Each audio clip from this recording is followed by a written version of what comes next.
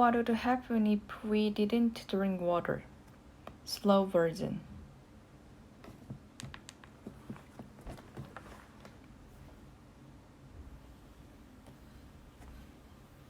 Water is virtually everywhere, from soil moisture and ice caps to the cells inside our own bodies.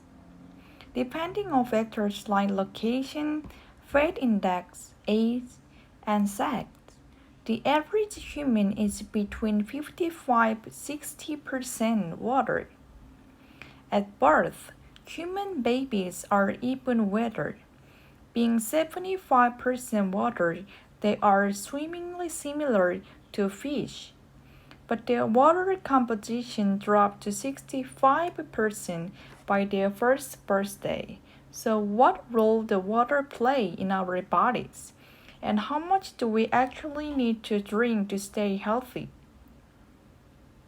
The H2O in our bodies work to cushion and lubricate joints, regulate temperature, and to nourish the brain and spinal cord. Water isn't only in our blood. Another brain and heart are almost 3/4 water. That's roughly equivalent to the amount of moisture in a banana. Lungs are more similar to an apple at 83%, and even seemingly dry human bones are 31% water. If we're essentially made of water and surrounded by water, why do we still need to drink so much? Well, it's that we lose 2 to 3 liters through our sweat, urine, and bowel movements, and even just from breathing. While these functions are essential to our survival, we need to compensate for the fluid loss. Maintaining a balanced water level is essential to avoid dehydration or overhydration, both of which can have devastating effect on overall health. At first detection of low water levels, sensory receptors in the brain's hypothalamus signal the release of antidiuretic hormone. When it reaches the kidneys, it creates aqua pores, special channels that enable the blood to absorb and retain more water, leading to concentrated dark urine. Increasing dehydration can cause notable drops in energy, mood, skin moisture, and blood pressure, as well as a sign of cognitive impairment. A dehydrated brain works harder to accomplish the same amount as a normal brain, and even temporarily shrink because of its lack of water. Overhydration or hyponatremia is usually caused by overconsumption of water in a short amount of time. Athletes are often the victims of overhydration because of complication in regular water levels in extreme physical conditions. Whereas the dehydrated brain amps up the production of antidiuretic hormone, the overhydrated brain slows or even stops thoroughly into the blood. Sodium electrolyte in the body became diluted, causing cells to swell. In severe cases, the kidneys can't keep up with the resulting volume of dilute urine. Water intoxication then occurs, possibly causing headache, vomiting, and in rare instances, seizures or death. But that's a pretty extreme situation.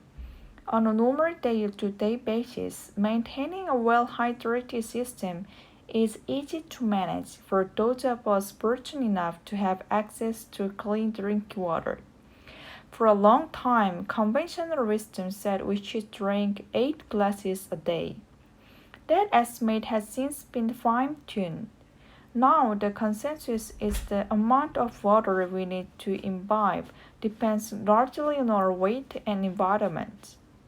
The recommended daily intake varied from between 2.5 to 3.5 liters of water for men and about 2.37 meters for women, a range that is pushed up or down if we are healthy, active, old, or overheating. While water is the healthiest hydrator, other beverages, even those with caffeine like coffee or tea, replenish fluids as well. And water within food makes up about fifth our daily H2 intake. Fruits and vegetables like strawberries, cucumbers, and even broccoli are over 90% of water and can supplement liquid intake while providing valuable nutrient and fiber. Drinking well might also various long-term benefits. Studies show that optimal hydration can lower the chance of stroke, help manage diabetes, and potentially reduce the risk of a certain type of cancer. No matter what, getting the right amount of liquid makes a world of difference in how you feel, think, and functions day to day.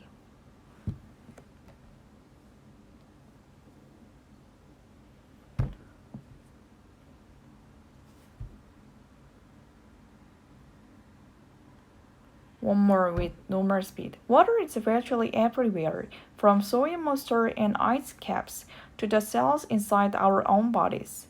Depending on factor like location, fact index, age, and sex, the average human is between 55 and 60% water. At birth, human babies are even wetter. Being 75% water, they are swimmingly similar to fish. But their water composition dropped to 65% by their first birthday. So what role does water play in our bodies? And how much do we actually need to drink to stay healthy? The H2O in our body works to cushion and lubricate the joint, regular temperature, and to nurse the brain and spinal cord. Water is only in our blood. Another brain and heart are almost 3/4 water. That's roughly equivalent to the amount of moisture in a banana. Lungs are more similar to an apple at 83%, and even similarly dry human bones are 31% water. If we are essentially made of water and surrounded by water, why do we still need to drink so much? Well, each day we lose to 2 to 3 liters through our sweat, urine, and bowel movements, and even just from breathing. While these functions are essential to our survival, we need to compensate for fluid loss. Maintaining a balanced water level is essential to avoid dehydration or overhydration, both of which can have devastating effects on overall health. At first detection of low water levels, central receptor in the brain's hypothalamus signal the release of antidiuretic hormone. When it reaches the kidneys, it creates aquaporin, special channel that enable the blood to absorb and retain more water, leading to concentrated dark urine. Increasing dehydration can cause a notable drop in energy, mood, skin moisture, and blood pressure, as well as a sign of cognitive impairment. A dehydrated brain works harder to accomplish the same amount of its normal brain, and even temporarily shrink because of its lack of water. Overhydration or hyponatremia is usually caused by overconsumption of water in a short amount of time. Athletes are often the victim of overhydration because of complications in regular water levels in extreme physical conditions. Whereas the dehydrated brain amps up the production of antidiuretic hormone, the overhydrated brain slows or even stops releasing it to the blood. Sodium electrolytes in the body become diluted, causing cells to sweat. In severe cases, the kidney can't keep up with the resulting volume of dilute urine. Water intoxication then occurs, possibly causing headache, vomiting, and in rare instances, seizures or death. But that's pretty extreme situation. On a normal day-to-day basis, maintaining a well-hydrated system is easy to manage for those fortunate enough to have access to clean drinking water. For a long time, conventional wisdom says we should drink 8 glasses a day. That estimate has since been fine-tuned. Now the consensus is the amount of water we need to imbibe depends largely on our weight and environment. The recommended daily intake varies from between 2.5 and 3.7 liters of water for men and 1.2 to 2.7 liters for women. A range is that push up or down if we are healthy, active, old, or overheating. While water is healthier to hydrate, other beverages, even those with caffeine like coffee or tea, replace fluids as well, and water with the food makes up about 50 our daily H2O intake. Fruits and vegetables like strawberry, cucumbers, and even broccoli all over 90% of water and supplement its liquid intake while providing valuable nutrients and fibers. Drinking well might also have the various long-term benefits.